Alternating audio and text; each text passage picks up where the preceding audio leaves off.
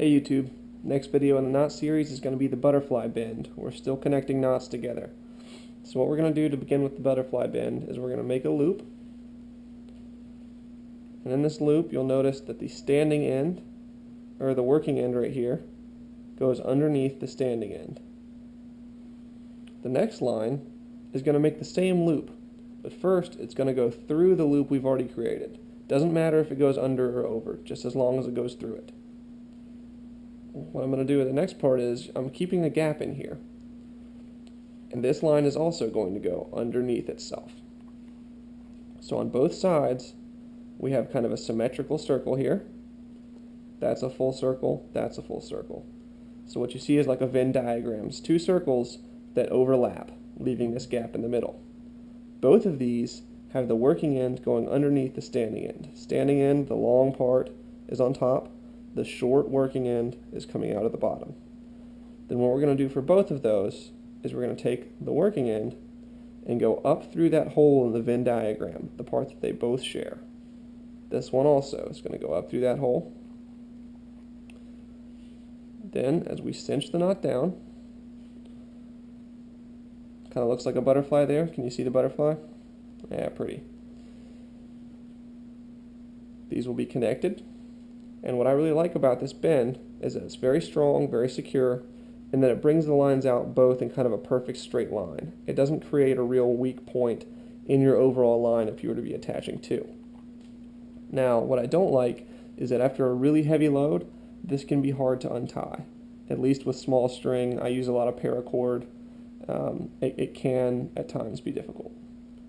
So, for a view of that knot, what's the other thing I'm thinking of? Sorry. Okay, yeah, well, we're on butterflies. I'm going to show you the butterfly loop too. But again, for the butterfly bend, we're going to make a loop where the working end is under the standing end. Doesn't matter if we go up or underneath, either way. Just going to run another loop through that first loop where the working end also goes underneath the standing end.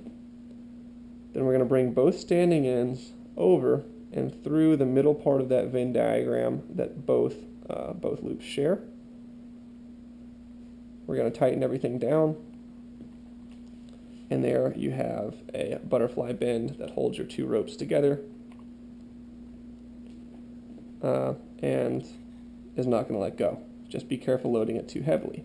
Now for the butterfly loop, let's say you just have one piece of string.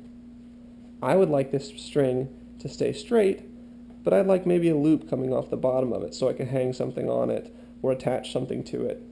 What I'm going to do is I'm going to take this rope and twist it. That makes a loop. Now I'm going to take that rope and twist it a second time. So now we have kind of a, you see that 8 shape there with two holes? I'm going to fold it over itself so that now we have two loops. But what I'm going to do is I'm going to take the top of that 8, right there, the very top, make my two loops, and I'm going to go underneath everything with that, and bring it back up through the center. And as I do that, everything's going to begin to tighten. You're going to see that, that butterfly shape again. And boom, now I'm left with a very straight line that has a loop underneath.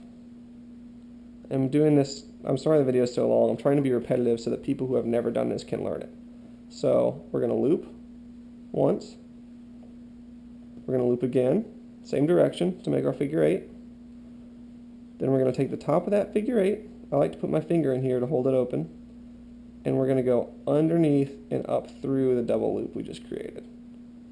I'll pull it tight like that, and then I'll straighten it out like this, and there you have it, a straight line with a loop in it, so you can hang things or attach things, or do whatever you want to do with a loop like this. Then for final recap, to go back to the original, for the butterfly bend, I'm going to create a loop where my working end goes underneath my standing end. I'm going to create another loop going through the first loop where my working end goes underneath my standing end. And then from that Venn diagram in the middle, I'm going to pull both working ends up and then pull everything tight. Once everything is tight, you should be left with your butterfly bend. Thanks for watching.